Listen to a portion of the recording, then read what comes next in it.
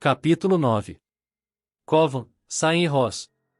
O sol do meio-dia banhava o escritório da firma de advocacia Covan, Sain e Ross em São Francisco, dando ao local uma alegria que Donald Gennaro não sentia.